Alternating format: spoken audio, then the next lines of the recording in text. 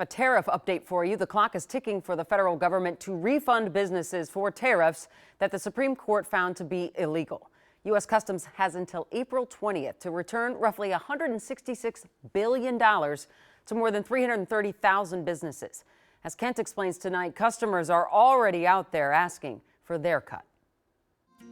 A company that makes products built to take anything a baby can dish out knows a few things about resilience, but nothing could prepare Busy Baby for the mess of a global trade war. Getting that $50,000 back is going to help me kind of dig my way out of the hole of debt that I had to go into this summer just to stay in business. Beth Benicki says she's hopeful U.S. Customs will follow through on its April 20th deadline to repay her tariff bill, along with hundreds of thousands of others. But yesterday, Busy Baby filed its own lawsuit in case its refund is delayed again. It's kind of an insurance policy, so when the government does appeal the order from the judge, then I still will have legal standing to get a court-ordered refund for my business. I believe we will see the businesses getting their money back, but the money is not going to go back to the consumers. Irina Vodenska is a professor of finance at Boston University's Metropolitan College, who's watching with interest now that a Costco customer has filed a class action lawsuit demanding that any refunds extend back to customers who helped foot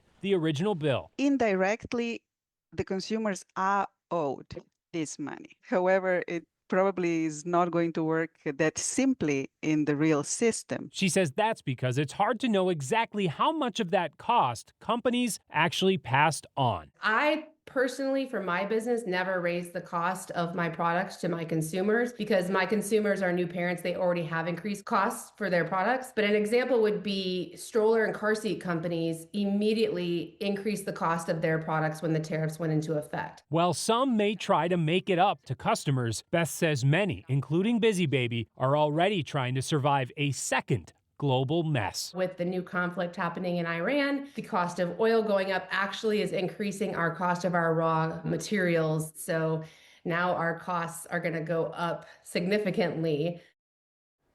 The hits just keep on coming. Keep in mind, some tariffs do remain in place because the court only threw out the ones Trump imposed under the Emergency Economic Powers Act.